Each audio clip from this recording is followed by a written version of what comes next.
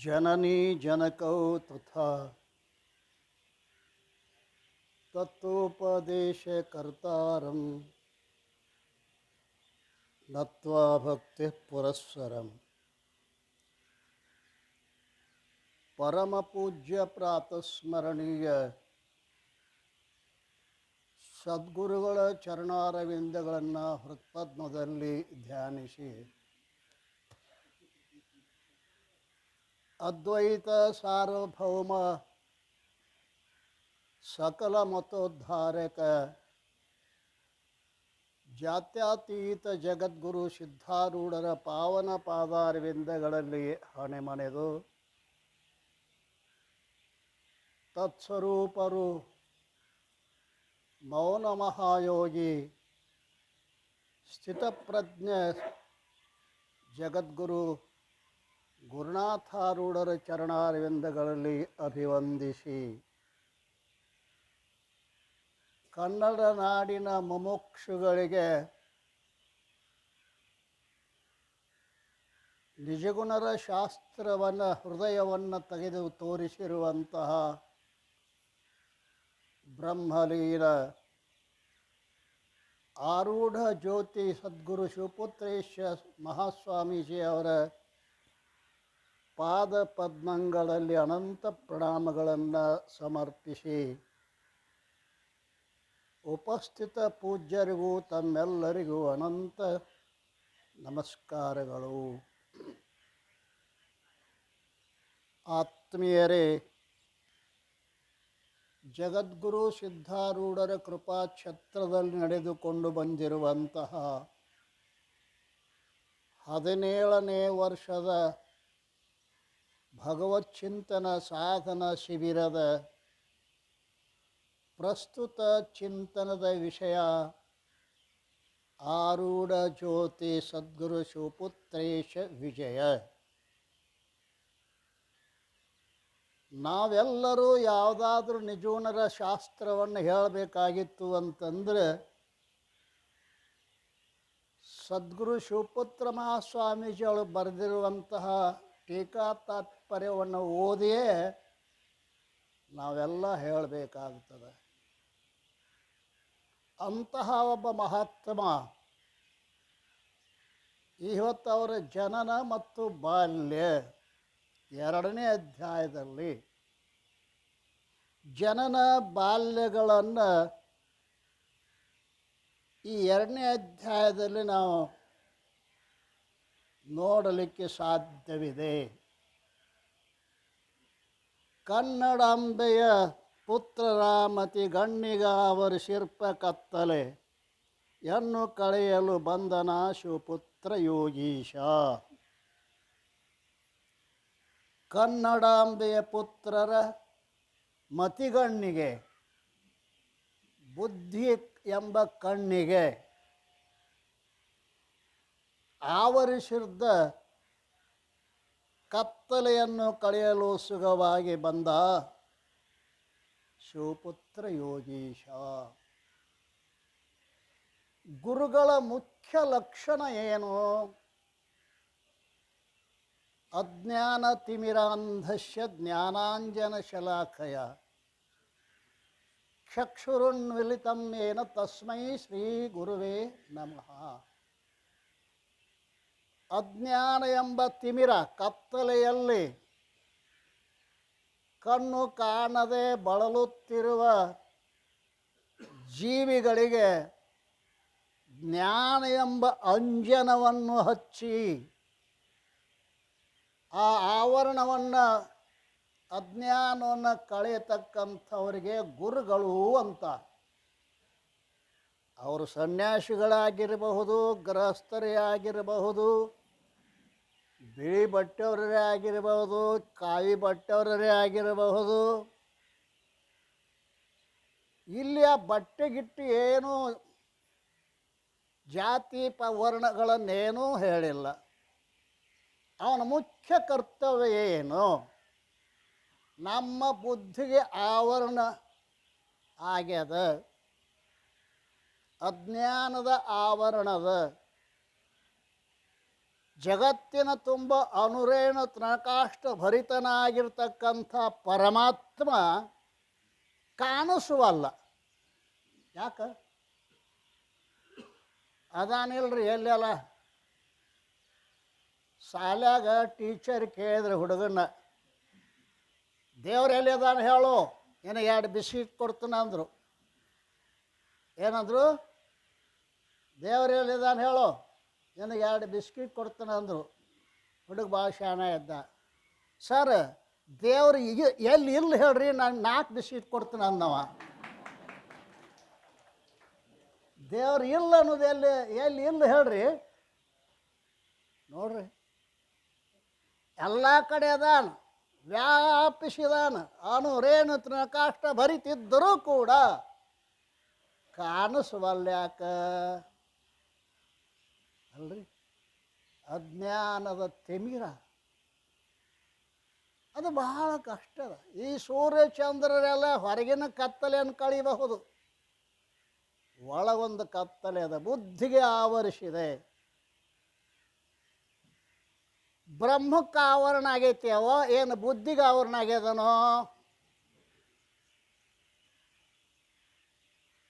ಯಾರು ಹೇಳ್ತೀರ? ಆವರಣ ಅಜ್ಞಾನ ಏನು ಬ್ರಹ್ಮಕ್ಕೋ ಏನು ಬುದ್ಧಿಗೋ? ಬ್ರಹ್ಮಕ್ಕೆ ಆವರಣ ಆಗೈತೆ ಅಂದ್ರೆ ಸೂರ್ಯನಲ್ಲಿ ಕತ್ತಲೆಯು ಇರುತ್ತದೆ ಅಂತ ಹೇಳಿದಷ್ಟು ಮೂರ್ಖತನ ಆಗ್ತದೆ. ವಿಚಾರ ಸಾಗರದಾಗ ಬರ್ದಾರ ಅದನ್ನು. ಅವ ಸ್ವಯಂ ಪ್ರಕಾಶದಾನ ಬ್ರಹ್ಮ. ಸ್ವಯಂ ಪ್ರಕಾಶ ಅಂದ್ರೇನು? ತನ್ನ ಪ್ರಕಾಶದಲ್ಲಿ ಅನ್ಯ ಪ್ರಕಾಶದ ಅಪೇಕ್ಷೆ ಇಲ್ಲದನೆ ಸರ್ವವನ್ನು ಯಾವುದು ಪ್ರಕಾಶ ಮಾಡುವುದು ಅದಕ್ಕೆ ಸ್ವಯಂ ಪ್ರಕಾಶ. ಆದ್ದರಿಂದ ಸ್ವಯಂ ಪ್ರಕಾಶನಾಗಿರ್ತಕ್ಕಂಥ ಆ ಪರಬ್ರಹ್ಮನಲ್ಲಿ ಆವರಣ ಐತೆ ಅಂತ ಯಾರು ತಿಳ್ಕೊಂಡಿದ್ರೆ ದೊಡ್ಡ ತಪ್ಪು. ಬುದ್ಧಿಗಾವರಿಸಿದ ಅಂತ ಬರೆದಾರೆ ಇಲ್ಲಿ. ಬುದ್ಧಿಗಾವರಣ ಆಗ್ಯದ, ಅದನ್ನ ಕಳೀತಾನೆ ಸದ್ಗುರುನಾಥ. ಮತಿ ನ ಲಖೈ ಜಿಹಿ ಮತಿ ಲಖೈ. ಅಬ್ಬಾ ಇಟ್ಟೆ ಏನು ಹೇಳ್ಯಾನ ಪುಣ್ಯಾತ್ಮ. ಮತಿ ನ ಲಖೈ ಜಿಹಿ ಮತಿ ಲಖೈ. ಬುದ್ಧಿಯು ಬ್ರಹ್ಮವನ್ನು ತಿಳಿಯಲಾರದು, ಬ್ರಹ್ಮವೇ ಬುದ್ಧಿಯನ್ನು ಪ್ರಕಾಶ ಮಾಡುತ್ತಿದೆ. ಪುಣ್ಯಾತ್ಮ ಏನು ಬರ್ದಾನ ವಿಚಾರ ಸಾಗರಕಾರ.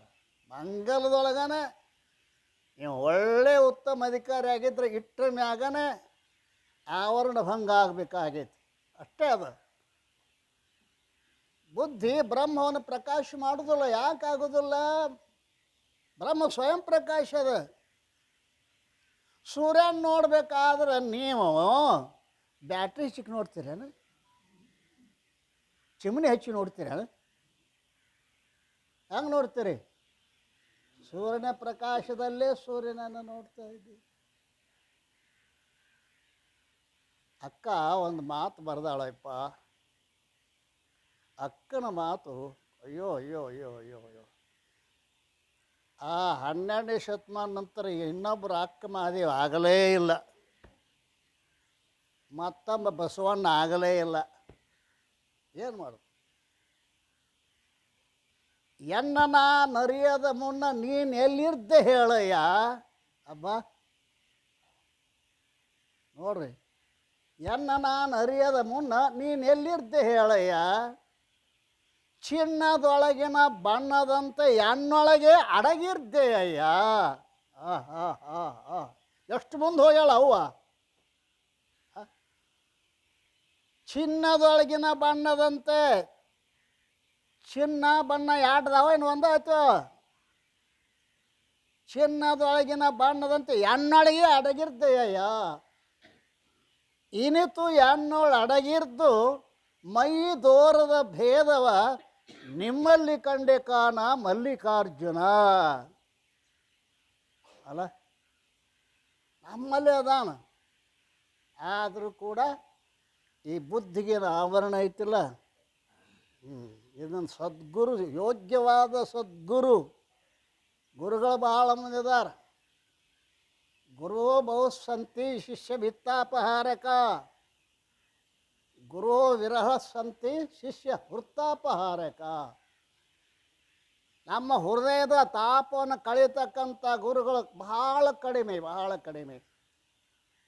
ಒಬ್ಬ ಮಹಾತ್ಮ ಹುಟ್ಟಿ ಬರಬೇಕಾಗಿತ್ತು ಅಂತಂದ್ರೆ ಮುಮುಕ್ಷುಗಳ ಪುಣ್ಯ. ಅವನ ಸ್ವಂತ ಪುಣ್ಯ ಇಲ್ಲ, ಅವನ ಸ್ವಂತ ಪಾಪನೂ ಇಲ್ಲ. ಮುಮುಕ್ಷುಗಳ ಪುಣ್ಯ ಯಾವಾಗ ಆಕತಿ? ಯೋಗ್ಯವಾಗಿರ್ತಕ್ಕಂಥ ತಾಯಿ ತಂದೆಗಳ ಗರ್ಭದಲ್ಲಿ ಮಹಾತ್ಮ ಹುಟ್ಟಿ ಬಂದು ನಮ್ಮ ಪರಿ ಡಾಕ್ಟರ್ ಏನು ಮಾಡ್ತಾನೆ? ಕಣ್ಣಿನ ಪರಿ ತೆಗಿತಾನೆ. ಹಾಗೆ ಒಂದು ಉತ್ತಮವಾದ ಬೆಳೆಯನ್ನು ಬೆಳಿಬೇಕಾಗಿತ್ತು ಅಂದ್ರೆ ಭೂಮಿನೂ ಪವಿತ್ರ ಇರಬೇಕು, ಬೀಜನೂ ಒಳ್ಳೇದಿರಬೇಕಲ್ಲ ಅಲ್ಲ? ಹಾಗೆ ಒಬ್ಬ ಮಹಾತ್ಮ ಹುಟ್ಟಬೇಕಾಗಿತ್ತು ಅಂತಂದ್ರೆ ತಾಯಿ ತಂದೆ ಪವಿತ್ರ ಇರಬೇಕು. ಉಪನಿಷತ್ತಿನೊಳಗೆ ಒಂದು ಕಥೆ ಬರ್ತದೆ. ಉದ್ದಾಲಕ ಮಹರ್ಷಿಗಳು ಅಂತಿದ್ರು. ಕೇಳಿದ್ರ? ತತ್ವಮಸಿ ಮಹಾವಾಕ್ಯವನ್ನು ಬೋಧ ಮಾಡಿರ್ತಕ್ಕಂಥವ್ರು ಉದ್ದಾಲಕ ಮಹರ್ಷಿಗಳು. ಆ ಮಹರ್ಷಿಗಳಿಗೆ ಒಬ್ಬಕ್ಕೆ ಮಗಳು ಸುಜಾತ ಅಂತಕ್ಕೆ ಹೆಸರು. ಸುಜಾತನ ತಂದೆ ಉದ್ದಾಲಕ ಮಹರ್ಷಿ ತಾನೇ ಸ್ವತಃ ಆಕೆಗೆ ಅಭ್ಯಾಸ ಹೇಳಿ ಬ್ರಹ್ಮಜ್ಞಾನಿಯನ್ನಾಗಿ ಮಾಡಿದ. ಮಗಳು ದೊಡ್ಡಕ್ಕೆ ಆದಳು. ಯಾವ್ದಾರೆ ಒಂದು ವರ ಚಲೋ ನೋಡಿ ಕೊಡಬೇಕು ಅಂತ ವಿಚಾರ ಮಾಡ್ತಾ ಇದ್ದ. ಕಹೋಳ ಅಂತ ಅವನಲ್ಲಿ ಒಬ್ಬ ಇದ್ದ. ಅವಂಗ ನೋಡಪ್ಪ, ನನ್ನ ಮಗಳನ್ನ ನೀನು ಮಾಡ್ಕೋ. ಆಗಲ್ರಿ ಅಂದವ. ಶಿಷ್ಯ ಮದುವೆ ಆಯ್ತು. ಗಂಡನ ಮನೆಗೆ ಹೋದಳು. ನಡಿಲಕ್ಕ ಹೋದಳತ್ತು. ಮನ್ಯಾಗ ಕೂತಿದ್ದಳು ಅಂಬವ. ನಡ್ಯಾಕೆ ಹೋದಳು ಅಂತಂದ್ರೇನು? ನಮ್ಮ ಮನೆತನದ ರೀತಿ ನೀತಿಗಳನ್ನು ನಡೆದು ತೋರಿಸ್ಲಾಕ ಹೋಗಾಕತ್ತಾಳ ಅಂತ ಅರ್ಥದ ಅದರೊಳಗೆ. ನಮ್ಮ ಮನೆತನದ ರೀತಿ ನೀತಿಗಳನ್ನು ನಡೆದು ತೋರಿಸೋ ಸಲುವಾಗಿ ನಡ್ಯಾಕೆ ಹೊಕ್ಕಾಳ ಅಂತ ಅರ್ಥ. ಆವಾಗಿನ ಕಾಲ ಉಪನಿಷತ್ತು ಏನಿಲ್ಲ. ಒಂದು ಪರ್ಯಾಣ, ಒಂದು ಮಗಿ, ಒಂದು ಹರಿವಿ, ಒಂದು ಗುಡಿಸಲ. ಈ ಒಂದು ಕೆಲಸ ಏನು? ಅಲೆಟ್ ಇಲ್ಲಟ್ ಮಂತ್ರ ಹೇಳಿ ಅಲೆಟ್ ಇಲ್ಲಟ್ ಪೂಜೆ ಮಾಡಿ ಬಂದಷ್ಟರಾಗನೇ ಏನು ಮಾಡ್ತಿದ್ರು? ವ್ಯವಹಾರ ಮಾಡ್ತಿದ್ರು. ಹೀಗಿರುವಾಗ ಆಕೆ ಸುಜಾತ ಗರ್ಭಿಣಿ ಆದಳು. ಆದಾಗ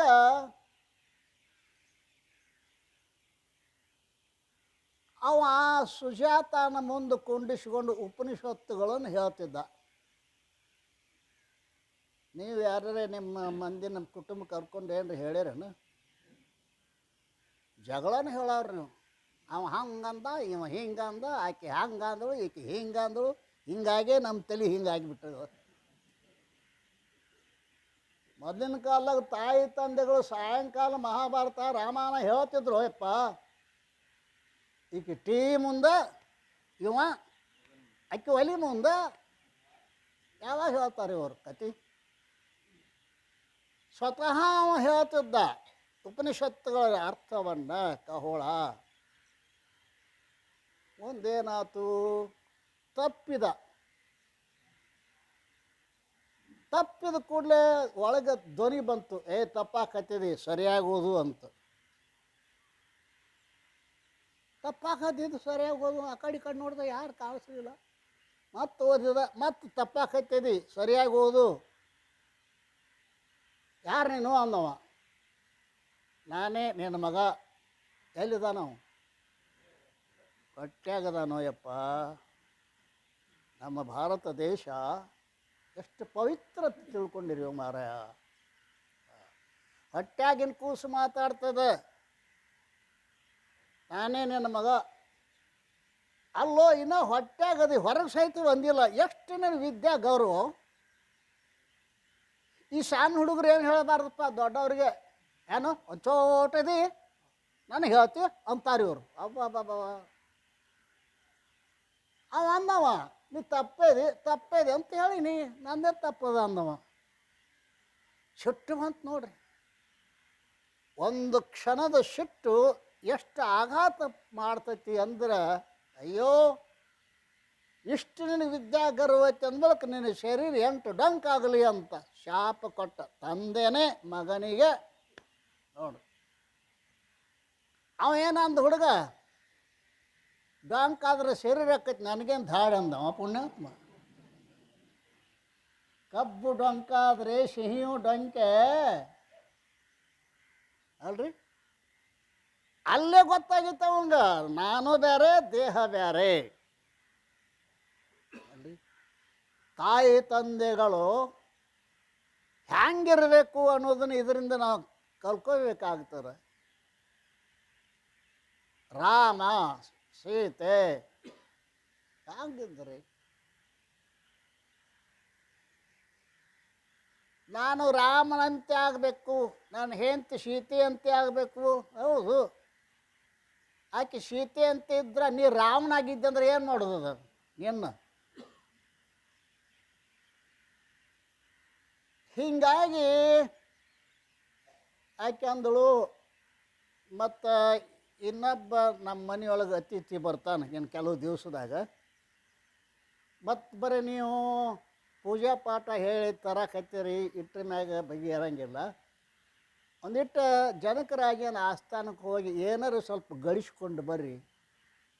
ವಾದ ವಿವಾದ ಮಾಡಿದಾಗ ಜಯಿಸಿದ್ರೆ ಅವ ಏನೋ ಕೊಡ್ತಾನಂತ. ಹೋಗ್ರಿ. ಹ್ಞೂ ಅಂದ. ವಾದ ಜನಕರಾಗಿನ ಆಸ್ಥಾನಗಳಿಗೆ ಬಂದಿ ಅಂತ ಒಬ್ಬಿದ್ದ. ಅವ ವಾದ ಮಾಡ್ತಿದ್ದ ಜನಕನ ಆಸ್ಥಾನದೊಳಗೆ. ವಾದ ಮಾಡಿ ಸೋಲಿಸಿದವ್ರು ಹೋದ ಸಮುದ್ರ ಮುಳುಗಿಸ್ತಿದ್ದ. ಅಬ್ಬ ಅಲ್ಲಿ ವಾದಿವ ಹೋಳ, ನಾನು ವಾದ ಮಾಡ್ಲಾಕೆ ಬಂದೇನೆ ಅನ್ನು. ಸರಿ, ಜನಕ ರಾಜ ಬಂದಿನ ಕಳಿಸಿದ. ಅವನಿಗೆ ವಾದ ನಡೀತು. 1 ದಿವಸ 2 ದಿವಸ 2 ದಿವಸ ವಾರ ನಡೆದ್ರು ಕೂಡ ಕಡೆಗೆ ಏನಾಯ್ತು, ಕಹೋಳ ಸೋತ ಅವನು ಸಮುದ್ರದಾಗ ಮುಳುಗಿಸೋದು ಅವನ ನೇಮ ಇತ್ತಲ್ಲ. ಮಹಾರಾಜ ಇವನು ಸಮುದ್ರದಾಗ ಮುಳುಗಿಸ್ಬೇಕು. ಹೋಗಿ ಮುಳುಗಿಸಿದ್ರು. ಸುಜಾತನಿಗೆ ವಿಷಯ ಗೊತ್ತಾಯ್ತು. ಗೊತ್ತಾಗಿ ಏನು ಮಾಡ್ತಾಳೆ, ತವ್ರ ಮನೆ, ಹೌದಲ್ರಿ, ತವ್ರ ಮನೆಗೆ ಹೋದಳು ಡಿಲಿವರಿ. ಅಲ್ಲಿ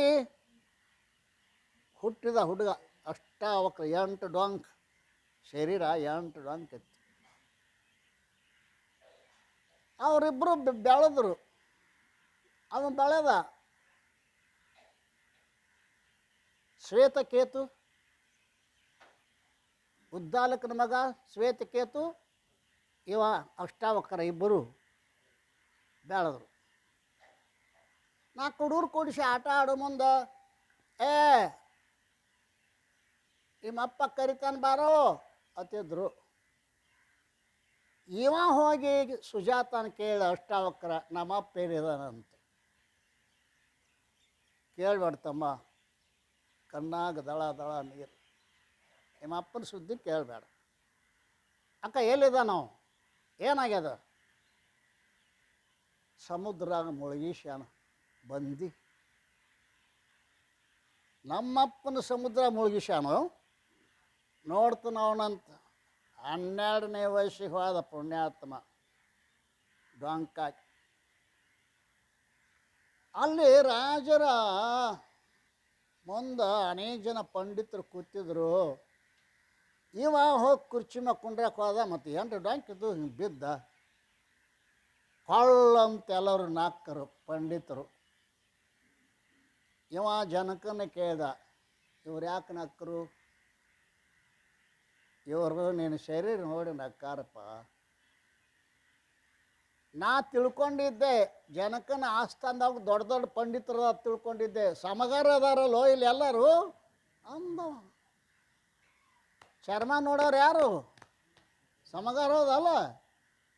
ಈ ಸಮಗಾರ ಯಾಕೆ ಕುಡಿಸ್ಕೊಡ್ಕೊತದೀವ ಅಂದವ. ಎದ್ದು ಕೈ ಮುಗಿದು ನೋಡಿ, ಜನಕ ರಾಜ ತಾವು ಯಾರು, ಯಾಕೆ ಬಂದಿರಿ? ನಿಮ್ಮಲ್ಲಿ ಯಾವ ಬಂದಿ ಹತ್ತದಾನಂತ ಅವನ ಕೂಡ ವಾದ ಮಾಡಕ್ಕೆ ಬಂದೀನಿ. ಕರ್ಸಿರು, ಬಂದಿನ ಕರ್ಸಿರು, ವಾದ ಮಾಡಿದ. 8 ದಿವಸದಾಗ ಬಂದಿನ ಸೋಲಿಸಿಬಿಟ್ಟ. ಅಷ್ಟವಕ್ರ ಸೋಲಿಸಿಬಿಟ್ಟ. ಅವಾಗ ರಾಜ ನಮ್ಮಪ್ಪನ ಮುಳುಗಿಸ್ಯಾನ. ಇವನು ಸಮುದ್ರದಾಗ ಮುಳುಗಿಸ್ತೇ ಇಲ್ಲ. ಅವ ಎದ್ದ ಬಂದು ಇದ್ದದ ಸಂಗತಿ ಹೇಳವ.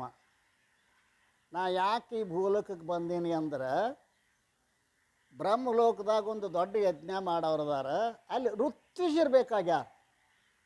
ಹಿಂಗೆ ಒಂದು ನಾಟಕ ಮಾಡಿ ಅವ್ರನ್ನೆಲ್ಲ ಬ್ರಹ್ಮಲೋಕಕ್ಕೆ ಕಳಿಸೇನೆ. ಈಗ ಸರಳ ನಮ್ಮ ಅಪ್ಪನ ತೊಗೊಂಡು ಬಂದವ. ಹೋದ, ಅವನ ಕೈ ಹಿಡಿದು ಕರ್ಕೊಂಡು ಬಂದ ಸಮುದ್ರದೊಳಗಿಂದ. ಅಪ್ಪ ಮಗ ತೆಕ್ಕ ಆದ. ಮಕ್ಕಳನ್ನ ಯಾಕೆ ಕಡಿಬೇಕು? ನೀವು ಅಪ್ಪಗಳು ಆಗ್ಯಾರೇ ಇಲ್ಲ? ನಮ್ಮ ಒಂದಿಟ್ಟು ಬಿರ್ಸಾಗ್ತಾವ ಮತ್ತು ಒಳಗೊಳಗೆ ಒಂದಿಟ್ಟು. ಮಕ್ಕಳನ್ನ ಯಾಕೆ ಕಡಿಬೇಕಂದ್ರೆ, ಅಪ್ಪನಿಂದ ಆಗಲಾರದ ಕಾರ್ಯ ಮಗ ಮಾಡಲಿ ಅಂತ ಮಕ್ಕಳನ್ನ ಹಡಿಬೇಕು ವಿನಃ ಮಂದಿ ತಲೆ ಬೋಳ್ಸಾಕ ಮಕ್ಕಳನ್ನ ಹಡಿಬಾರ್ದು. ತಿಳಿತಾ? ಯಾಕೆ ಹೇಳಬೇಕಾಗೈತಿ ಈ ಕಥೆಯನ್ನು? ಪವಿತ್ರವಾದ ದಂಪತಿಗಳು ಇದ್ರೆ ಅವತಾರಿ ಪುರುಷರು ಹುಟ್ಟಿ ಬರ್ತಾರೆ. ಆವತ್ತು ಜನಕ ಮಹಾರಾಜನಿಗೆ ಅಷ್ಟಾವಕ್ರ ಉಪದೇಶ ಮಾಡ್ಯಾನದಕ್ಕೆ ಅಷ್ಟಾವಕ್ರ ಗೀತೆ.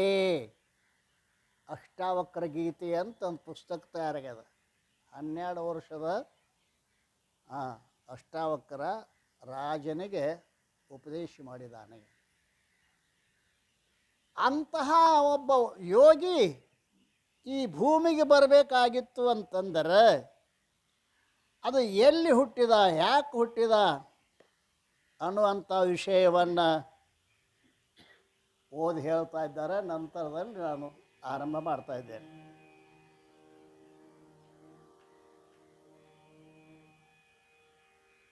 ಕನ್ನಡಾಂಬೆಯ ಪುತ್ರರಾಮಕ್ಕೆ ಗಂಗಿಗಾವರಿಸಿರ್ಪ ಕತ್ತಲೆಯನ್ನು ಕಳೆಯಲು ಬಂದನ ಶಿವಪುತ್ರ ಯೋಗೀಶ. ಕೋಟಿ ಸೂರ್ಯರು ಕೂಡಿ ತಮ್ಮಯ ಕೋಟಿ ಕಿರಣಗಳಿಂದ ಬಲು ಹೋರಾಟ ಮಾಡಿರೆ ಹೋಗದಿರುವ ಜ್ಞಾನ ಕತ್ತಲೆಯ ನೋಟ ಮಾತ್ರದಿ ಕಳೆವ ಗುರುವಿನ ಸಾಕಿಯಾಗರು ಸೂರ್ಯ ಚಂದ್ರರು. ಕೋಟಿ ನಮನವು ನಿನ್ನ ಚರಣಕ್ಕೆ ಸಿದ್ಧ ಭಾರತೀಯೇ. ಧರಣಿಯೊಳು ನಿಜ ಧರ್ಮ ಕವನಟಿ ಬರಲು ನಾನವತರಿಸಿ ಭೂಮಿಗೆ ಬರುವೆನೆಂದ ಕೃಷ್ಣ ಪಾರ್ಥನಿಗೊರೆದ ವಿಧಿಯಂತೆ. ಶರಣ ಸಂತರ ರೂಪದಲ್ಲಿ ಶ್ರೀ ಹರಿಯು ತಾನೇ ಬರುವನವನಿ ಭರತ ಭೂಮಿಯ ಪುಣ್ಯವನ್ನಾನೆಂತು ವರ್ಣಿಸಲಿ. ಹೆತ್ತ ಶಿಶು ಬೀಳುತ್ತಲಿರೆ ತಾನೆತ್ತಿ ಕೊಂಬಳು ತಾಯಿಯಲ್ಲದೆ ವೃದ್ಧರನ್ನು ತಾ ಕಳಿಸಿಕೊಟ್ಟವರುಂಟೆ ಲೋಕದಲ್ಲಿ. ಭಕ್ತ ಜನ ಸಂಕಷ್ಟದಲ್ಲಿ ತಾ ಕಿಂಚಿತ್ತು ಬಿದ್ದಿರಲಾಗ ಶಿವತ ನೆತ್ತಿ ಕೊಂಬವ ತಾನೆ ಬಂದಿ ಭರತ ಭೂಮಿಯಲಿ. ಸರಸದಲ್ಲಿ ಮೈ ಮೆರೆಸಿದೆ ಬರ ವಿರಸವನು ಮನದಲ್ಲಿ ತುಂಬಿಸಿ ಕೊರಳ ಕೊಯ್ಸುವರಿಂತನಾಗಿಯ ವಿದ್ಯೆ ಜೀವರನು. ಭರಿಸಬಾರದ ಯೋನಿಯೊಳು ತಾ ಬರಸಿ ಬೇಯಿಸಿ ಕೊಲ್ವ ವಿದ್ಯೆಯ ಹರಸಿ ರಕ್ಷಿಸು ಎಂದು ಪ್ರಾರ್ಥಿಸುವವರ ಮೊರೆ ಕೇಳಿ ಧರೆಗೆ ತಾನವತರಿಸಿ ಪೊರೆವ ತವ ಕರಿತಾನೆ ಸದ್ಗುರು ಭರದಿ ತಾನ ಸಿದ್ಧ ಗುರುವಿನ ಆಜ್ಞೆಯನ್ನು ಸ್ಮರಿಸಿ ಧೀರ ನಿಜ ಗುಣ ಬರೆದ ಶಾಸ್ತ್ರದ ಸಾರವನ್ನು ತಾಗ್ರಹಿಸಿ ಬೋಧಿಸಿ ಘೋರ ಸಂಸ್ಕೃತಿ ದುಃಖ ಹರಿಸುವೆನೆಂದು ಯೋಚಿಸುತ್ತಾ ವಸುಧೆಯಲಿ ಕನ್ನಡದ ಕಂಪಿನ ಕುಸುಮವೆನಿಸಿದ ಧಾರವಾಡದ ಹಸನು ಸೀಮೆಗೆ ಸೇರಿದ ಸುಕ್ಷೇತ್ರ ಗರಗದಲ್ಲಿ ಅಸಮ ಶರಣನು ತಾನೆಯ ಶಿವ ಬಸವನೆಂಬವ ನಮಗೆ ಸದ್ಗುಣ ಬೆಸೆದತಿಪತಿ ಹೃದಯ ಶಿವಲಿಂಗಮ್ಮ ಶಿವ ಶರಣೇ ತನುವಿನಂತರ್ಬಾಹ್ಯದಲ್ಲಿ ಶುಚಿಯನಿಪತಾ ಶಿವ ಭಕ್ತಲಿಂಗವ ಮನದಿ ಜಾಗೃತಗೊಳಿಸಿತಾನೇ ಈಗೆಯ ಕಾಯಕವಾ ವಿನುತ ಭಾವದಿ ಮಾಡಿದನತಾ ಶಿವನ ಸಂತತಿಯಲ್ಲಿ ಸವೆಸುತ್ತ ಮನದಿ ಸಂತೃಪ್ತಿಯನ್ನು ತಾ ಪಡೆಯುತ್ತಲಿರುತ್ತಿರ್ತ ಮನದಿ ಸಂತೃಪ್ತಿಯನ್ನು ತಾ ಪಡೆಯುತ್ತಲಿರುತ್ತಿರ್ತ ಮನದಿ ಸಂತೃಪ್ತಿಯನ್ನು ತಾ ಪಡೆಯುತ್ತಲಿರುತ್ತಿರ್ತ. ಆರಂಭದಲ್ಲಿ ಮಂಗಲಾಚರಣೆಯನ್ನು ಮಾಡುವುದು ಪದ್ಧತಿ ಅದ. ಮಂಗಲ ಯಾಕೆ ಮಾಡಬೇಕು? ನಿರ್ವಿಘ್ನ ಪರಿಸಮಾಪ್ತಿ ಕಾಮೋ ಮಂಗಲಮಾಚರೇತ್. ನಮ್ಮ ಕಾರ್ಯ ನಿರ್ವಿಘ್ನವಾಗಿ ಪರಿಸಮಾಪ್ತಿಯಾಗಲೆಂಬ ಉದ್ದೇಶದಿಂದ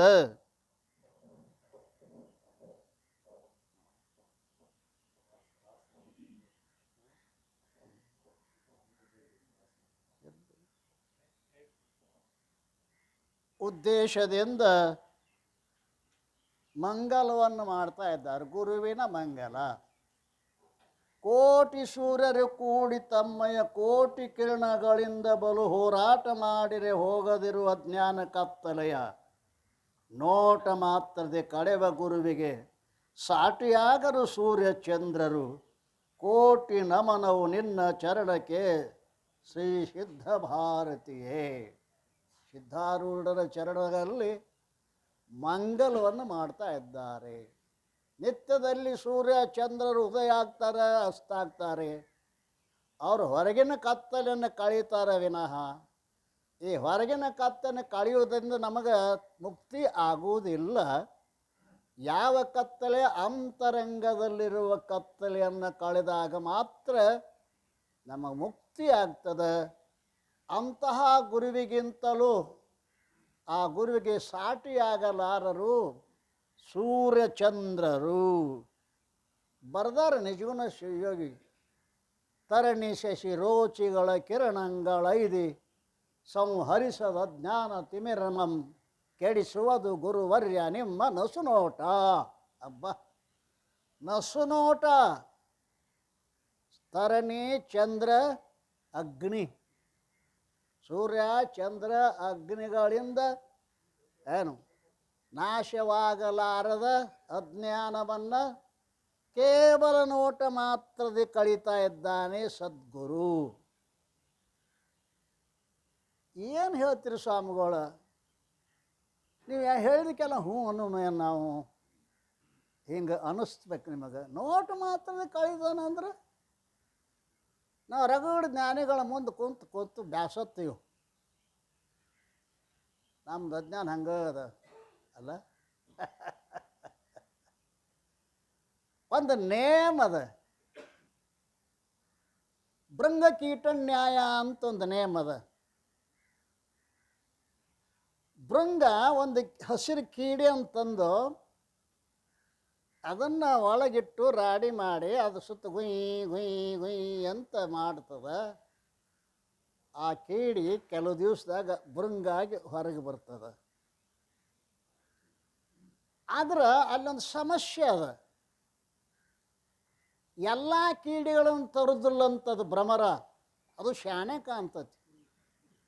ಯಾವ ಕೀಟ ಮುಖ ಮ್ಯಾಲ್ಕ್ ಮಾಡ್ತೈತಿ ಧ್ವನಿ ಕೇಳಿ, ಯಾವ ಕೀಟ ಮುಖ ಮ್ಯಾಲ್ಕ್ ಅದನ್ನು ತರ್ತೈತಿ ಅಂತದು. ಮುಖ ಕೆಳಗೆ ಮಾಡಿದ ಕೀಟಗಳು ಯಾವ ಬೇಕಾದ ಮಾಡಲಿ. ಸದ್ಗುರುನಾಥನಲ್ಲಿ ಅಂಥ ಸಾಮರ್ಥ್ಯ ಇರ್ತದಪ್ಪ.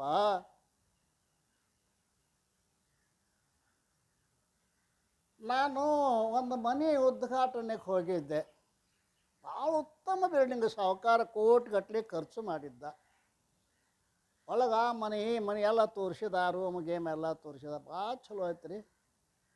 ನಾ ಹೊರಗೆ ಬಂದು ನೋಡಿದೆ, ಸಾಹುಕಾರ ಬಿಲ್ಡಿಂಗ್ ಇಷ್ಟು ಚಂದ ಅದ, ಈ ಕರಿ ಗೊಂಬಿ ಯಾಕೆ ಜೋತ್ ಬಿಟ್ಟದೆಯೋ ನೀವು ಮಾಡ್ತಿರ್ಬೇಕು ಆ ಕೆಲಸ ಅಲ್ಲ. ಕರಿಗೊಂಬಿ ಅಸಹ್ಯ ಅದ್ನ್ಯಾಕೆ ಜೋತ್ ಬಿಟ್ಟದು ಅಂದ್ಕೊಳ್ಳಿ. ಹಪ್ಗಳ ನಿಮ್ಗೆ ಗೊತ್ತಿಲ್ಲರಿ ಅಂದವು. ನನಗೆ ಗೊತ್ತಿಲ್ಲಕ್ಕಾಗಿ ಕೇಳಕತ್ತೆ, ಹೇಳಪ್ಪ ಕರಿಗೊಂಬಿ ಯಾಕೆ ಕಟ್ಟಿದ್ದೆ? ಅಂಥ ಚಂದ ಬಿಲ್ಡಿಂಗ್ ಅದ, ಅಸಹ್ಯ ಗೊಂಬಿ ಯಾಕೆ ಕಟ್ಟಿದೆ ಅಂದ್ಕೂಡಲೇ ಅಪ್ಗಳ ದುಷ್ಟರ ದೃಷ್ಟಿ ಬಿತ್ತಂದ್ರೆ ಇದು ಹೋಳಕ್ಕತ್ತೆ ಅಂತ್ರಿ. 2 ಹೋಳ ಏನು ಬಿಲ್ಡಿಂಗ ನೀವು ಒಪ್ಕೋತೀರಿ. ದುಷ್ಟರ ನೇತ್ರೊಳಗಿಟ್ಟು ಶಕ್ತಿ ಇದ್ದರೆ ಸದಾ ಬ್ರಹ್ಮಾಕಾರ ವೃತ್ತೊಳಗಿರುವ ಮಹಾಜ್ಞಾನಿಗಳಲ್ಲಿ ಕಣ್ಣಾಗಿ ಎಷ್ಟು ಶಕ್ತಿ ಇರಬೇಕು ತಮ್ಮ, ಒಪ್ಕೋಬೇಕು ಅದನ್ನು ಅಲ್ರಿ. ನಿಜಗೊಂಡು ಸುಳ್ಳು ಬರೀತಾರೆ. ತರಣಿ ಶಶಿರೋಚಿಗಳ ಕಿರಣಗಳ ಇದು ಸಂಹರಿಸುವ ಅಜ್ಞಾನ ತಿಮಿರಮಂ ಕೆಡಿಸುವುದು ಗುರುವರ್ಯ ನಿಮ್ಮ ಮನಸ್ಸು ನೋಟ ಅಂತಾರಲ್ಲ ಅಲ್ಲ. 5 ಪರುಷಗಳಿರ್ತಾವತ್ತು ಮಹಾತ್ಮರಲ್ಲಿ. ಎಷ್ಟ್ರಿ? 5 ಪರುಷ. ನೇತ್ರ ಪರುಷ, ವಾಕ್ ಪರುಷ, ಹಸ್ತ ಪರುಷ, ಪಾದ ಪರುಷ. ಎಸದು ಸಾಲಾಗ ಪೇಲಾಗಿ ಕಡೆ ಬಂದ ನಾನು. ಮೊದಲೇದು ನೇತ್ರ ಪರುಷ, 2ನೇದ್ದು ವಾಕ್ ಪರುಷ, 3ನೇದ್ದು ಹಸ್ತ ಪರುಷ, 4ನೇದು 5ನೇದು ಸಂಕಲ್ಪ ಪರುಷ. ಅವ್ರೇನು ಸಂಕಲ್ಪ ಮಾಡ್ತಾರೆ ಅದಾಗಬೇಕು. ಅವು 5 ಪರುಷಗಳಿರ್ತಾವಂತೆ ತಿಳ್ಕೊಂಡು ಸದ್ಗುರುವಿನ ನೇತ್ರದಲ್ಲಿ ನೋಡಿದ ಮಾತ್ರದಲ್ಲಿ ಅಲ್ರಿ, ನೋಡಿದ ಮಾತ್ರದಲ್ಲಿ ಇಲ್ಲಿ ಒಂದು ಸಂಬಂಧ ಚಂದ ಇರಬೇಕು. ಇವು ಮನೆ ಕಟ್ಟಿಸ್ತೀರಿ, ಲೈಟ್ ಫಿಟ್ಟಿಂಗ್ ಮಾಡಿಸ್ತೀರಿ, ಅದಕ್ಕೊಂದು ಬಲ್ಬ್ ಹಾಕ್ತೀರಿ. ಬಟನ್ ಹಾಕಿ ಕೂಡಲೇ ಬೆಳಕು ಬರಬೇಕಿಲ್ರಿ, ಬೆಳಕು ಬರಬೇಕು.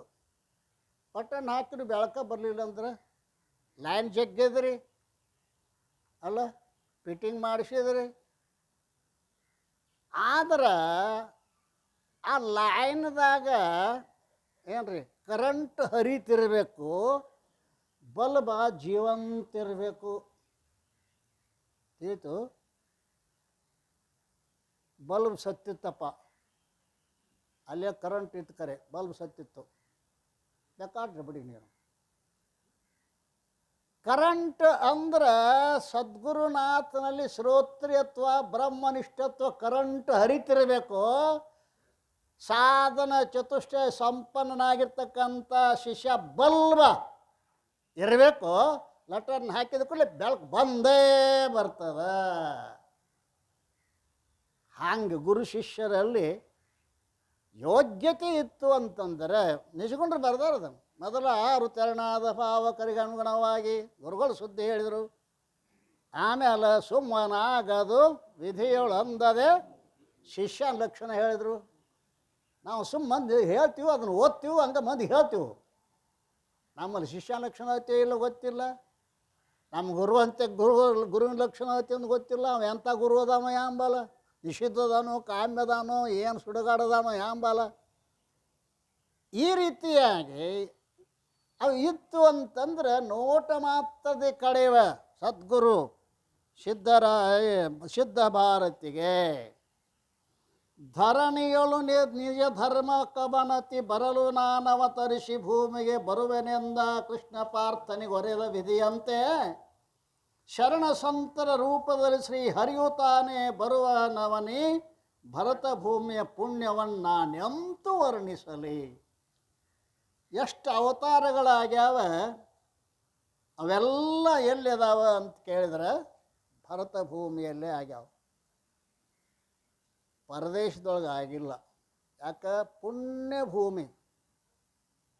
ಭಾರತ ಜಗತ್ತಿನ ಗುರುಸ್ಥಾನದಲ್ಲದ, ಮರಿಬಾರ್ದು ನಾವು, ಗುರುಸ್ಥಾನದಲ್ಲದ. ಯಾಕೆ? ಇಲ್ಲಿ ಬ್ರಹ್ಮವಿದ್ಯೆಯ ಗುರುಗಳದಾರೆ. ಅದಕ್ಕೋಸ್ಕರವಾಗಿ ಇಂತಹ ಒಂದು ಭರತ ಭೂಮಿಯಲ್ಲಿ ಶ್ರೀಕೃಷ್ಣ ಹೇಳ್ಯಾನ, ಯದಾ ಯದಾ ಹಿ ಧರ್ಮಸ್ಯ ಗ್ಲಾನಿರ್ಭವತಿ ಭಾರತ ಅಭ್ಯುತ್ಥಾನವ ಧರ್ಮಸ್ಯ ತದಾತ್ಮಾನಂ ಸೃಜಮ್ಯಹಂ ಪರಿತ್ರಾಣಾಯ ಸಾಧೂನಾಂ ವಿನಾಶಾಯ ಚ ದುಷ್ಕೃತಾಂ ಧರ್ಮ ಸಂಸ್ಥಾಪನಾರ್ಥಾಯ ಸಂಭವಾಮಿ ಯುಗೇ ಯುಗೇ. ಧರ್ಮ ಸಂಸ್ಥಾಪನೆ, ದುಷ್ಟರ ಮರ್ದನ, ಶಿಷ್ಟರ ಪರಿಪಾಲನೆ, ಧರ್ಮ ಸಂಸ್ಥಾಪನೆ, 3 ಉದ್ದೇಶದಿಂದ ಬರ್ತಾ ಇದ್ದಾರೆ. ಹೆತ್ತ ಶಿಶು ಬೀಳುತ್ತರಿರತ ನೆತ್ತಿಕೊಂಬಳು ತಾಯಿ ಅಲ್ಲದೆ ಭೃತ್ಯರುಣತ ಕಳಿಸಿಕೊಟ್ಟವರುಂಟೆ ಲೋಕದಲ್ಲಿ. ಅಂಗದಾಗ ಆಡಕತ್ತೈತಿ ಹುಡುಗ, ಆಕೆ ಆ ಹುಡುಗೆಲ್ಲ ಬಿತ್ತು ಅಂದ್ರೆ ಆ ತಾಯಿನ ಬಂದು ಎತ್ತುತ್ತಾಳೋ ಏನು ಆಳ ಮನುಷ್ಯರನ್ನ ಕಳಿಸ್ತಾಳೋ? ನಿಮ್ಮ ಕಡೆ ಹೆಂಗದ? ನಿಮ್ಮ ಕಡೆ ಹೆಂಗದ? ತಾಯಿನೇ ಮಗ ಬಿದ್ದರೆ ತಾಯಿಗೆ ಹೆಂಗೆ ನೋವಾಕ್ಕದನೋ ಅದನ್ನು ಇಲ್ಲಿ ಸ್ಮರಿಸಿ ಮಾಡ್ತ. ಹೆತ್ತ ಶಿಶು ಬೀಳುತ್ತರಿಲ್ಲತ ನೆತ್ತಿಕೊಂಬಗಳು ತಾಯಿಯಲ್ಲಿದೆ ಭೃತ್ಯರುಂಟ ಕಳಿಸಿ ಕೊಟ್ಟವರುಂಟೆ ಲೋಕದಲ್ಲಿ. ಭಕ್ತ ಜನ ಸಂಕಷ್ಟದಲ್ಲಿತ ಕಿಂಚಿತ್ತು ಬಿದ್ದಿರಲಾಗ ಶಿವತ ಎತ್ತಿಕೊಂಬುವ ತಾನೇ ಬಂದಿ ಭರತ ಭೂಮಿಯಲ್ಲಿ. ಭಕ್ತರಾಗಿರ್ತಕ್ಕಂಥವ್ರಿಗೆ ಕಿಂಚಿತ್ತು ದುಃಖ ಆತು ಅಂತಂದ್ರೆ ಅವನಿಗೆ ಸಹನ ಆಗಂಗಿಲ್ಲ. ಯಾರಿಗೆ? ಪರಮಾತ್ಮನಿಗೆ. ತಾನೇ ಸ್ವತಃ, ತಾನೇ ಸ್ವತಃ.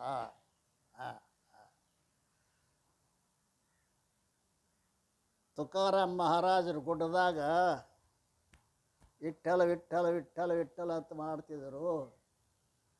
ಅವನೇಂತಿ ಇವನು ಹುಡುಕ್ಯಾಡ್ಕೊತ ಬುತ್ತಿ ತಗೊಂಡ ಹುಡುಕ್ಯಾಡ್ಕೊತ ಹೋಗ್ತಿದ್ದಳು. ಹೋಗಿ ಅವನಿಗೆ ರೊಟ್ಟಿ ತಿನಿಸಿ ಬರ್ತಿದ್ದಳು.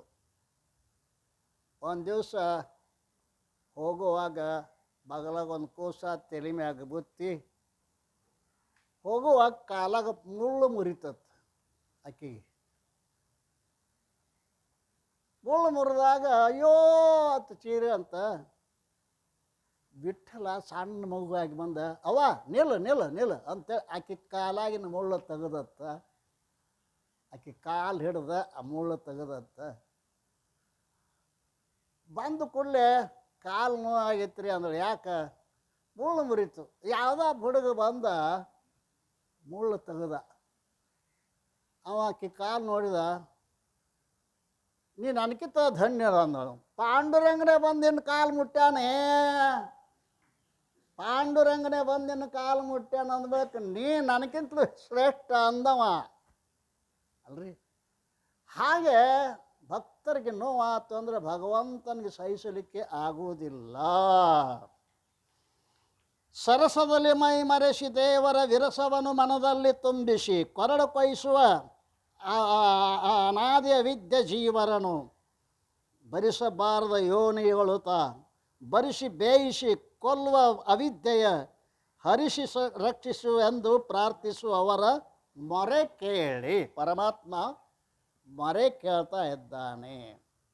ಸರಸದಲ್ಲಿ ಮೈ ಮರೆಸ್ತದ ಅವಿದ್ಯೆ. ಮೈ ಮರೆಸಿ ವಿರಸವನ್ನು ಮನದಲ್ಲಿ ಅಲ್ರಿ ರಾಗ ದ್ವೇಷಗಳು ಒಳಗೆ ಸೇರಿಸಿಬಿಡ್ತಾನೆ.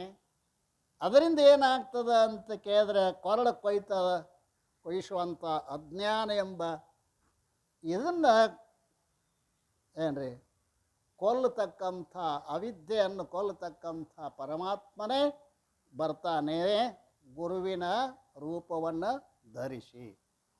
ಧರೆಗೆ ತಾನವ ತರಿಸಿ ಭಕ್ತರ ಪೊರೆವತವ ಕದು ತಾನೇ ಸದ್ಗುರು ಭರದಿತಾನ ಸಿದ್ಧ ಗುರುವಿನ ಆಜ್ಞೆಯನ್ನು ಸ್ಮರಿಸಿ ಧೀರ ನಿಜಗುಣ ಬರಿದ ಶಾಸ್ತ್ರದ ಸಾರವನ್ನು ತಾ ಗ್ರಹಿಸಿ ಬೋಧಿಸಿ ಘೋರ ಸಂಸ್ಕೃತಿ ದುಃಖ ಹರಿಸುವನೆಂದು ಯೋಚಿಸುತ್ತ ಸುಬ್ಬಯ್ಯ, ಗೊತ್ತಾಯ್ತು?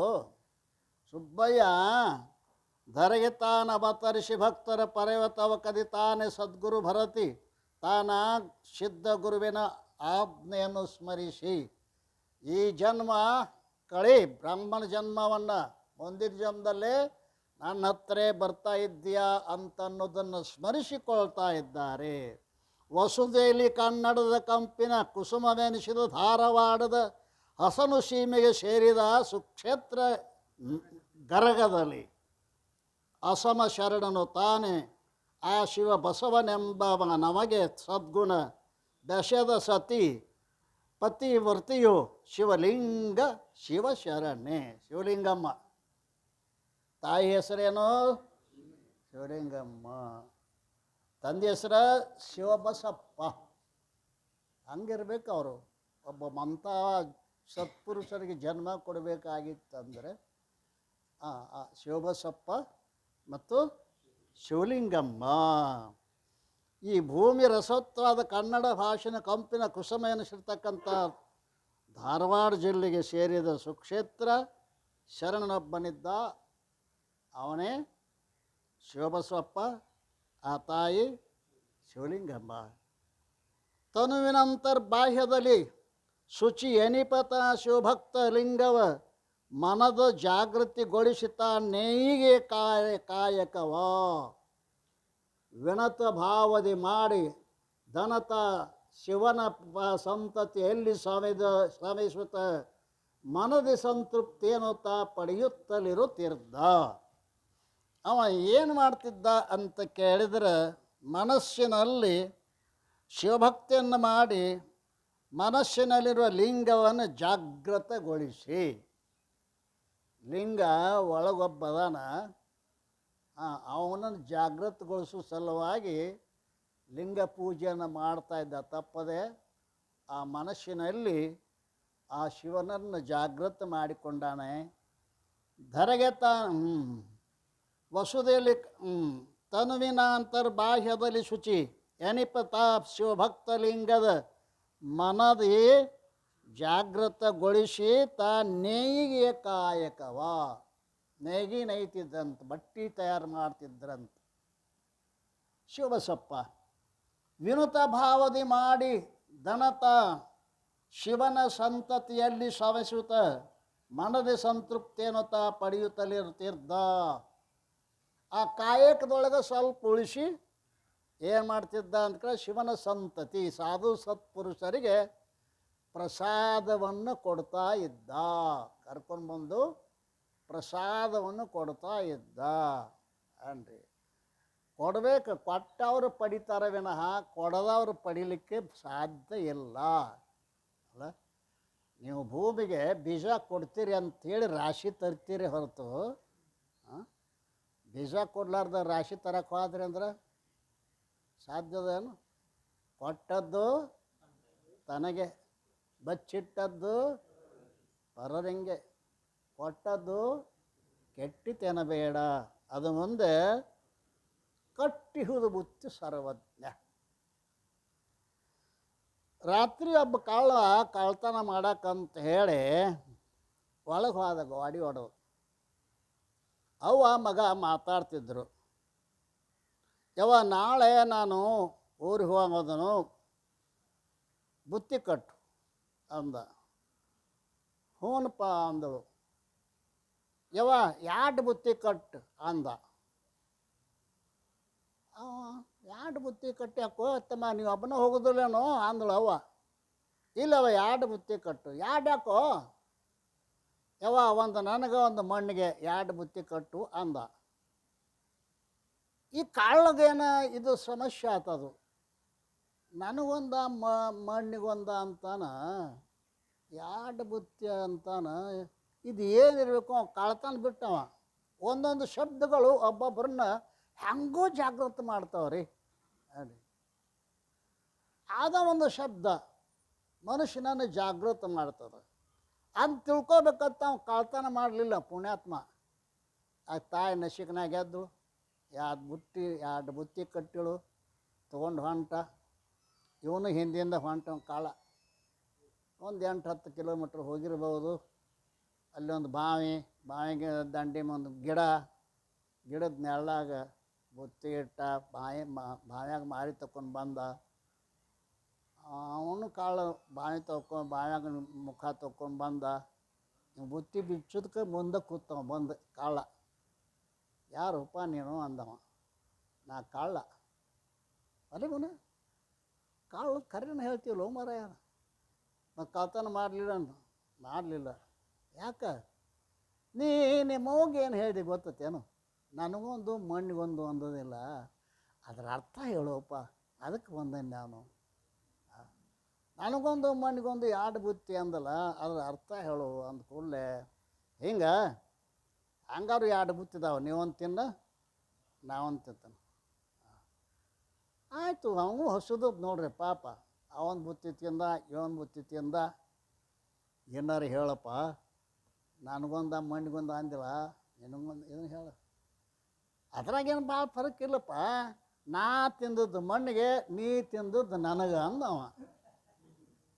ನಾ ತಿಂದದ್ದು ಮಣ್ಣಿಗೆ, ನೀ ತಿಂದದ್ದು ನನಗೆ. ಅಜ್ಮಾಸ್ ಎಷ್ಟು ರೊಟ್ಟಿ ತಿಂದಿರ್ಬೇಕು ನೀವು? ಲೆಕ್ಕ ಮಾಡ್ರಲ್ಲ. ಮುಂಜಾನೆ 2, ಮಧ್ಯಾಹ್ನ 2, ಸಾಯಂಕಾಲ 2. ಒಂದು 50 ವರ್ಷದ ಲೆಕ್ಕ ಮಾಡಿದ್ರೆ ಒಂದು 10-20 ಲಾರಿ ಎಲ್ಲಿ ಹೋದು? ಎಲ್ಲ ಎಲ್ಲಿ ಹೋದು? ಮಣ್ಣಿಗೆ ಹೋದು. ನೀವು ಯಾರು ಬಾಯಾಗ್ರೆ ಅನ್ನ ಹಾಕಿದ್ರೆ ಅದು ಮಾತ್ರ ನಿಮ್ಮದಾಗ್ತದೆ ವಿನಃ ಉಳಿದೆಲ್ಲ ಮಣ್ಣಿಗೆನ. ಎಷ್ಟು ಚೀಲ ಖಾಲಿ ಮಾಡಿರಿ? ಈ ಚೀಲ ತುಂಬ ತೂತಿನ ಚೀಲ ಮರ ಇದು. ಎಷ್ಟು ಹಾಕ್ನಿ ಕಲಾಸ. ಆದ್ದರಿಂದ ಶಿವಬಸವ ತನ್ನ ಕಾಯಕದಲ್ಲಿ ಒಂದಿಷ್ಟು ಉಳಿಸಿಕೊಂಡು ಶಿವನ ಸಂತತಿಗೆ ತೃಪ್ತಿಯನ್ನು ಮಾಡ್ತಾ ಇದ್ದ. ತೃಪ್ತಿ ಎಂಬುದು ತಾನು ಹೊರಗಿನ ನಿತ್ಯ ವಸ್ತುಗಳಿಂದ ಬಾರದೆ ಭಕ್ತಿ ಭಾವನೆಯಿಂದ ಮನವನ್ನು ತೊಳೆದು ಶುಚಿಗೊಳಿಸಿ ಯುಕ್ತಿಯಮ್ಮನ ಚಲಿಸದಂತಿರೆ ಸುತ್ತ ಶಿವನಲ್ಲಿ ಬೆರೆ ನಿರಂಕುಶ ತೃಪ್ತಿ ತಾನೇ ಸಿಗುವುದೆಂಬ ನಿಷ್ಠೆಯೊಳಗಿರ್ದ. ಅವನು ವಿಚಾರ ಮಾಡ್ತಾ ಇದ್ದಾನೆ. ಶಿವಭಕ್ತ ವಿಚಾರ ಮಾಡ್ತಾ ಇದ್ದಾನೆ. ತೃಪ್ತಿ ಅನ್ನೋದು ಹೊರಗಿನ ವಸ್ತುಗಳಲ್ಲಿ ಇಲ್ಲ. ನಾವೇನು ತಿಳ್ಕೊಂಡಿದ್ದೀವಿ? ಓಟ್ರಾದ ಕಡೆ ತೃಪ್ತಾತ್ ನೋಡಪ್ಪ ಅಂತೀವಲ್ಲ. ಎಷ್ಟೊತ್ತಕ್ಕ ಮಧ್ಯಾಹ್ನದಾಗ ಹೋಳಿ ಉಂಡನಿ, ಸಂಜೆನಾಗ ಏನು ಮಾಡಬೇಡ, ಅಡುಗೆ ಮಾಡಬೇಡ ತಾನ. ಸಂಜೆಗೆ ಮತ್ತೆ ಬಲಿಸುದ್ದ ಏನಾರು ಐತೇನು? ಮತ್ತು ನೀವೇ ಹೇಳಿದ್ರಲ್ಲ ಹೋಗಿ ಉಂಡನಿ ಏನು ಮಾಡಬೇಡ ಅಂತ ನೀವೇ ಹೇಳಿದ್ರಲ್ಲ. ಏನು ಇದ್ದದ್ದು ನೋಡ್ಲ ಅದು ಆ ಮಧ್ಯಾಹ್ನದಾಗಿದ್ದ ಆಯ್ತು ನೋಡು ಚಂದ. ಈಗ ಇದೆ ಈ ತೃಪ್ತಿ ಅನ್ನೋದು ಹೊರಗಿನ ವಸ್ತುಗಳು ಇತ್ತಂದ್ರೆ ಕೋಟ್ಯಾಧೀಶರು ಯಾಕೆ ಊರು ಹಾಕೋತಿದ್ರು? ಅಯ್ಯಪ್ಪ ಹಾಕೋ ಆಗ ಸತ್ತಾರ ಇಲ್ರಿ. ಕೋಟ್ಯಾಧೀಶರು ಸುಮ್ಮನೆ ಸಾಯ್ತಾವ, ವ್ಯರ್ಥ ಸಾಯ್ತಾವ ಅಲ್ರಿ. ಅದು ತೃಪ್ತಿ ಅನ್ನೋದು ಹೊರಗಿಲ್ಲ. ತೃಪ್ತಿಯೊಳಗೆ 2 ಅದಾವ. ಒಂದು ಸಾಂಕುಶ ತೃಪ್ತಿ, ಒಂದು ನಿರಂಕುಶ ತೃಪ್ತಿ. ಅರ್ಥ ಆಗಿರ್ಬೇಕಲ್ಲ. ಸಾಂಕುಶ ತೃಪ್ತಿ ಊಟ ಮಾಡಿದ ಕೂಡ ತೃಪ್ತಿ ಆಗೈತಿ. ಅಂಕುಶ ಆನೆ ಎಷ್ಟು ದೊಡ್ಡದದ ಅಲ್ಲ. ಆನೆನ ಹದಕ್ಕೆ ತರೋದು ಅಂಕುಶ ಎಷ್ಟು ಇರ್ತೈತಿ? ಒಂದಿಗೆ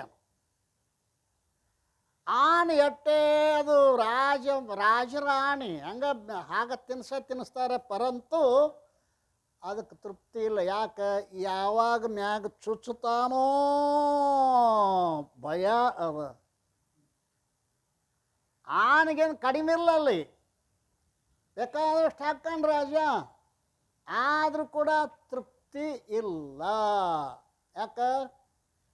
ನಮಗೂ ಸಾಕಷ್ಟು ಎಲ್ಲ ಹ್ಯಾಂಡ್ರು ಮಕ್ಕಳು ಮನೆ ಹೊಲ ಎಲ್ಲ ಆಯ್ತು, ಖರೆ ಯಮನ ಕ್ವಾಣ ಯಾವಾಗ ಬಂದಿತು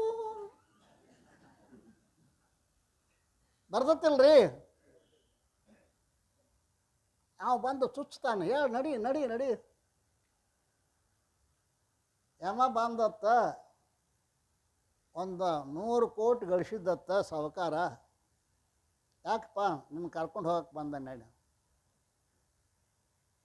ಏನು ಮಾಡ್ತಿ,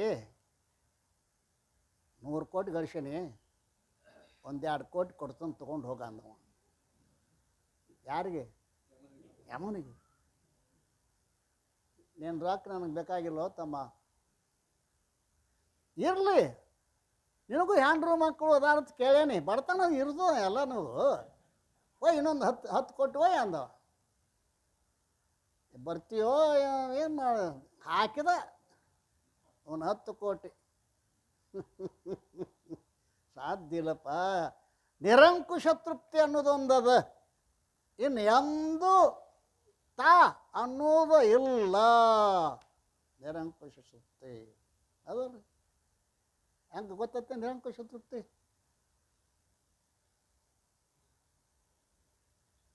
ಗೊತ್ತಿಲ್ಲ ನಿರಂಕುಶ ತೃಪ್ತಿ ಯಾರಿಗೆ ಆಗದಂಗೆ ಕಾಣಿಸೋದಿಲ್ಲ.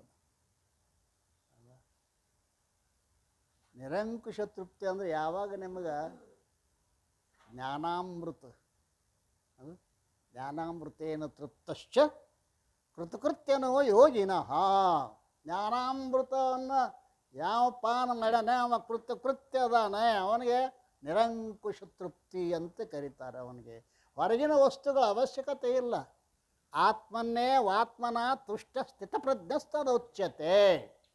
ಪ್ರಜಿಹಾತಿ ಯದಾ ಕಾಮಾನ್ ಸರ್ವಾನ್ ಪಾರ್ಥ ಮನೋಗತಾನ್ ಆತ್ಮನ್ನೇ ವಾತ್ಮನ ತುಷ್ಟ ಸ್ಥಿತಪ್ರಜ್ಞಸ್ತದೋಚ್ಯತೆ. ಸಂಪೂರ್ಣ ಕಾಮನೆಗಳನ್ನೆಲ್ಲ ಹೊರಗೆ ಹಾಕ್ಯಾನವ ಪುಣ್ಯಾತ್ಮ. ಸಂಪೂರ್ಣ ಕಾಮನೆಗಳನ್ನು, ಯಾಕಂದ್ರೆ ದೊಡ್ಡ ವಸ್ತು ಸಿಕ್ಕದ ಅವನಿಗೆ, ಎಲ್ಲಕ್ಕಿಂತ ದೊಡ್ಡದು. ಆ ದೊಡ್ಡದು ಸಿಕ್ತಂದ್ರೆ ಈ ಸಣ್ಣದ್ರ ಬಗ್ಗೆ ಕಾಳಜಿ ಮಾಡೋದಿಲ್ಲ. ಸಣ್ಣ ಮಕ್ಕಳ ಮುಂದೆ 2 ಬೆಲ್ಲದ ಕಣ್ಣು ಹಿಡೀರಿ, ಒಂದು ದೊಡ್ಡದು ಒಂದು ಸಾಂದು ದೊಡ್ಡದು 2 ಹಿಡ್ದಾರೆ, ಆ ಹುಡುಗ ಯಾವುದಕ್ಕೆ ಕೈ ಹಾಕಾನ? ಆ ಹುಡುಗ ಗೊತ್ತೈತಿ ದೊಡ್ಡದ್ರಲ್ಲಿ ಸುಖ ಐತೆ ಅನ್ನೋದು. ನಿಮಗೆ ಗೊತ್ತಾಗೋದು ಏನು ಮಾಡೋದು? ಅದ ಹುಡುಗರಿಗೆ ಗೊತ್ತೈತ್ರಿ ದೊಡ್ಡದ್ರಾಗ ಸುಖ ಐತಿ, ಎಲ್ಲಕ್ಕಿಂತ ದೊಡ್ಡದು ಅದು. ನಿರಂಕುಶ ತೃಪ್ತಿಯನ್ನು ಕೊಡುವಂಥದ್ದು ಜ್ಞಾನಾಮೃತೇನ ತೃಪ್ತಶ್ಚ. ಅದಕ್ಕೆ ನಿರಂಕುಶ ತೃಪ್ತಿ ಅಂತ ಕರೀತಾ ಇದ್ದಾರೆ.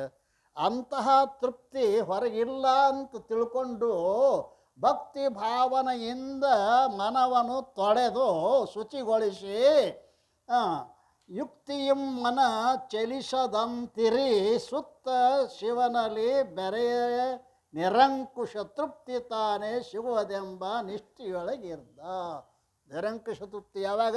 ಶಿವನಲ್ಲಿ ನಾವು ಅಭೇದವನ್ನು ಹೊಂದಿಕೊಂಡಾಗ ನಮಗೆ ನಿರಂಕುಶ ತೃಪ್ತಿ ಸಿಗ್ತತಿ ಅಂತ ಅವರು, ಯಾರವ್ರ ಹೆಸರ?